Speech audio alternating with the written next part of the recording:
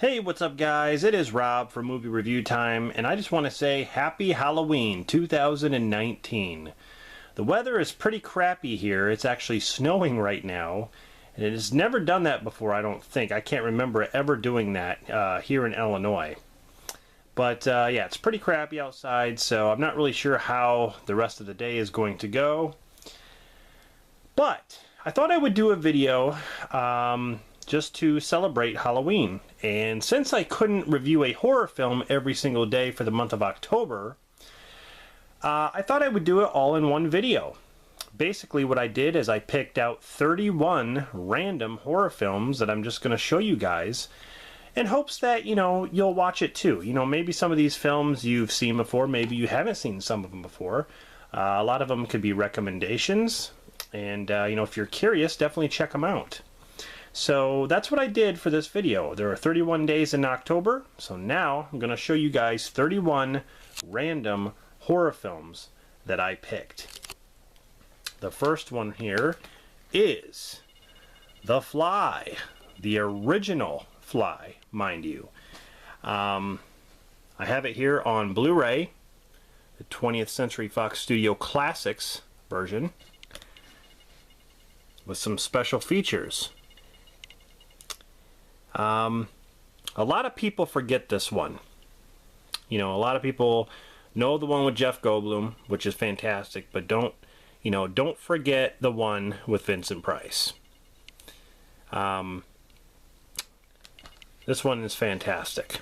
So that is the first one, The Fly.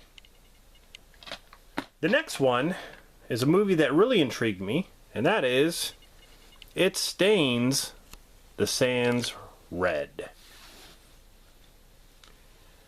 The most original zombie movie since 28 Days Later. This is a very, very good one right here.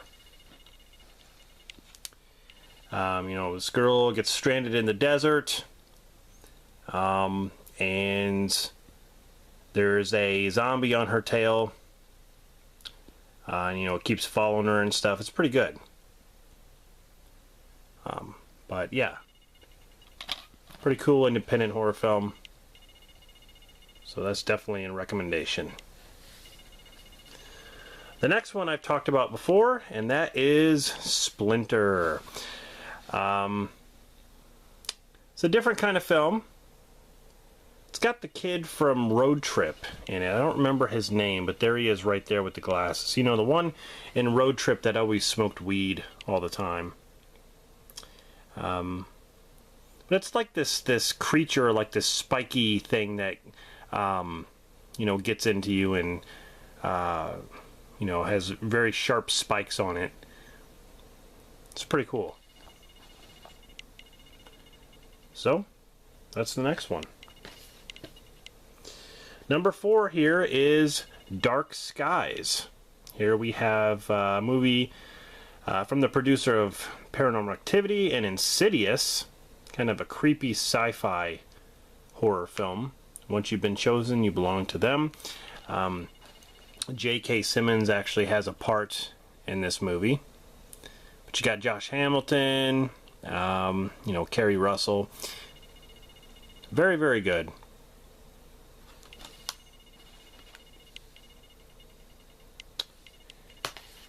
Okay, so number 5 here is Dead Silence, from the writers and director of Saw.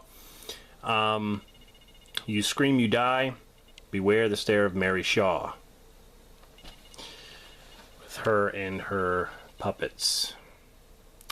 James Wan is probably the greatest horror director out there today. I'm not saying he's the greatest horror director of all time, but he's definitely one of the greats. He definitely knows horror. And this movie has great music and great scenes. So, alright, next up is You're Next. Definitely a throwback to 80s slashers for sure, and the music definitely suits that. Again, we have a strong female lead who definitely kicks ass in the you know, the last 30 minutes of the movie. That's how you do a strong woman character. Take notes from this movie. Another home invasion film, but I think they did this one right. It's different from some of the other ones, so definitely a badass film.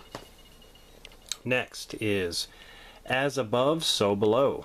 Found footage style. This is kind of a mix between like Tomb Raider, Indiana Jones, and you know, I guess, I don't know, Blair Witch in a sense, because it's got the creepy factor, and then it's got kind of an adventure theme to it, and you mix that together and it's really, really awesome. I don't know, I love this movie. It's so good. Next up is The Last House on the Left remake. Now, I picked the remake because I like this more than the original. I like the characters better. You know, the Krug family, I like, you know, I like them better in this one. You know, I'm a big fan of Monica Potter. Tony Goldwyn is, of course. Good movie, though. And the rape scene is equally terrifying, like the original. Alright, coming up next is the original King Kong, 1933 classic in black and white. This is a superb piece of filmmaking right here. The way they did the, you know, stop motion, all that stuff, the effects were masterfully done. I can't even put that into words. This movie just, I just don't know how they did some of the stuff, even back at that time, 1933. This is definitely my favorite King Kong of the King Kong movies. My second favorite would be the 70s version with Jessica Lange, but I love this one. The next one is The House by the Cemetery. This is the Blue Underground version here. Lucio Fulci. There's something in the basement. Something alive in the basement. Dr. Frodstein. Awesome movie. A little slow paced. A lot of people might even think it's boring, but it's definitely awesome. Alright, next up is a Stephen King film. Here we have Thinner. Let the curse fit the crime. This is an awesome film with great special effects. And, you know, one of the greats when it comes to a Stephen King adaptation, for sure. It was directed by Tom Holland. So, really, really good film, for sure.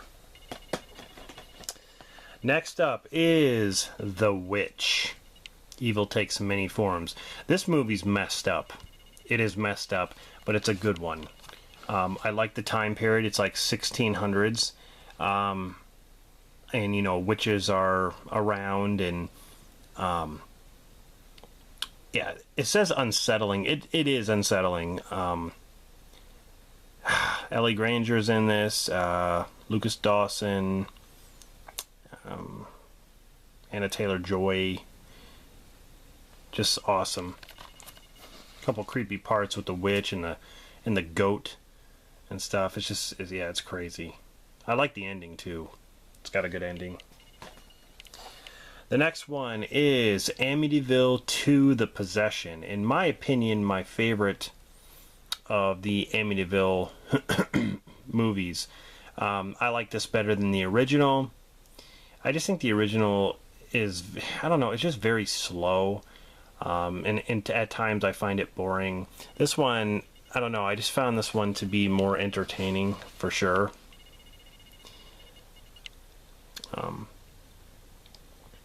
But you got James Olsen, Burt Young, you know, from Rocky, Jack Magner, Diane Franklin, Moses Gunn. Definitely a good one. If you haven't seen Amityville 2, definitely check it out. Here we have Pet Sematary 2. Now, I of course recommend both Pet Sematary and Pet Sematary 2, but the one I'm talking about is Pet Sematary 2. Edward Furlong, an underrated flick. Even though the first one is my favorite and is probably one of my favorite horror films of all time, the second one is very, very good. It was also directed by Mary Lambert, you know, who did the first one. But, you know, you got Anthony Edwards, Clancy Brown. You know, the movie never even gets talked about. But it sort of reminds me of the first one. Like, when you watch it, it's got that same feel. So, yeah, definitely check out Pet Sematary 2. Next one is Welcome to the Jungle. Now, I've talked about this one numerous times, from the producer of The Terminator and Aliens, by Dimension Extreme. Basically, it's a found footage modern day cannibal holocaust, I want to say, because a lot of the scenes that are in this, they take from Cannibal Holocaust. You know, some of the deaths with the villagers and stuff like that. But, you know, it's basically talking about the Michael Rockefeller case in 1961. You know, the son of the most powerful man in the world was lost during an expedition in New Guinea, and so then he was pronounced, you know, dead, and there were reports that he was living among the natives. So you got some couples that go into the jungle to find the guy, and they end up finding something else.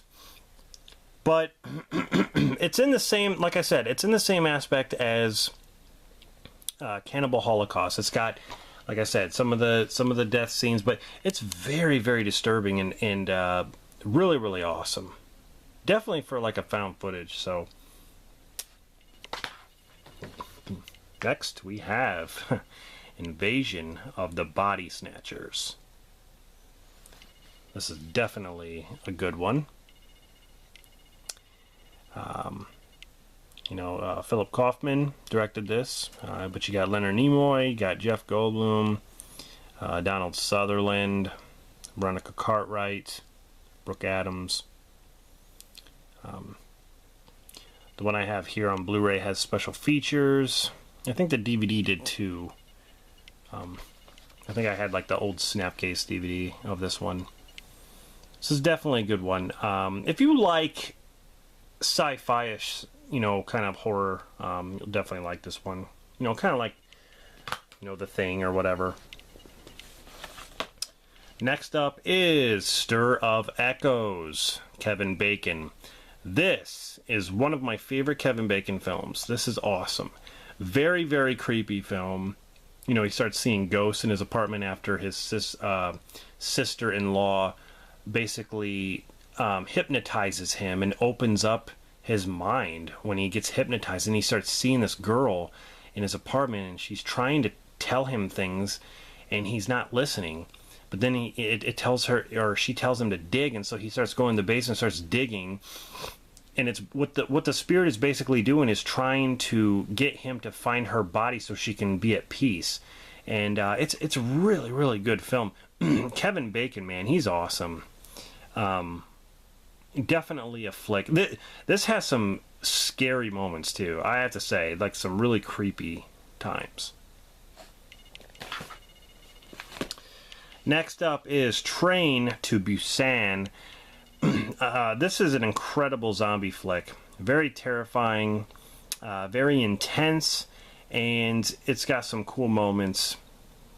You know, they're on this train and the zombie outbreak happens, and the survivors are in one car, and then there's zombies in the other car, so they got to get through the zombie car to get to the passengers, and they come up with like ways to fight the zombies. Like, you know, they have cushions from the seats they use as arm guards, so that if the zombies try to bite them, it won't hurt them. You know, things like that. It's really, really well thought of. Like, there's this guy on the train who's a real jerk, and you know, throughout the third act, you're just wanting this guy to die so bad, and he just, you know, he just starts running, and so you're just like, come on, this guy needs to die. But this is a fantastic movie. I cannot stress that enough. Definitely one of my favorite zombie flicks. Here we have The Unnameable, H.P. Lovecraft. There are things on God's earth that we can't explain and we can't describe. From the depths of hell comes the unnameable. About this demon creature. Now, this was a very rare film from 1988. I remember the VHS version was even hard to come by. But they finally released the MVD visual. Released it. They have Unnameable 2 on DVD, but they never had this one on DVD.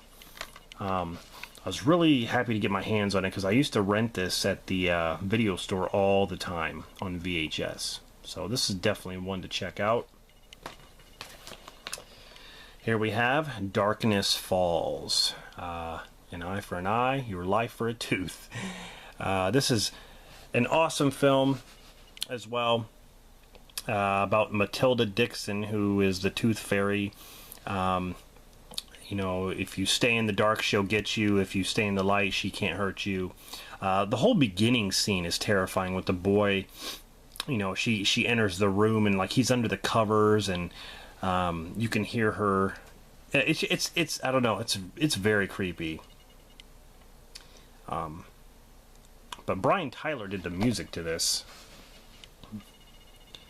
Definitely a fun film. Here we have The Grudge 2, which is my favorite of the Grudge films.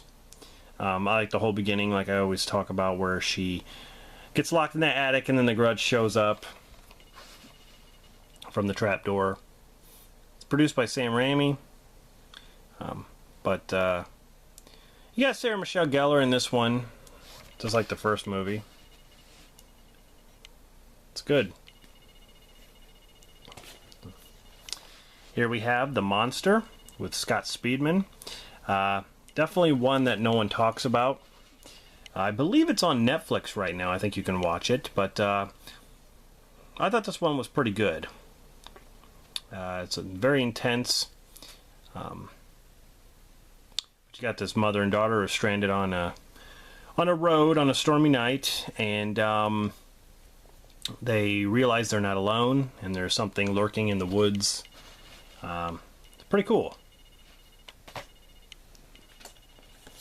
Next, we have Krampus. This movie surprised me. I didn't think it was going to be any good, but it was actually pretty decent. The effects to this were actually pretty good. But yeah, Krampus. Here we have Wes Craven's The People Under the Stairs. Definitely a classic film right here. I'm going to have to move this along. I'm running out of time here. Next up is The Possession, based on a true story. This one's really cool. About a girl gets this box, she opens the box, and she gets possessed, pretty much. You got Jeffrey Dean Morgan in this. Next up is the original House on Haunted Hill, with Vincent Price, of course. Cannot forget this classic.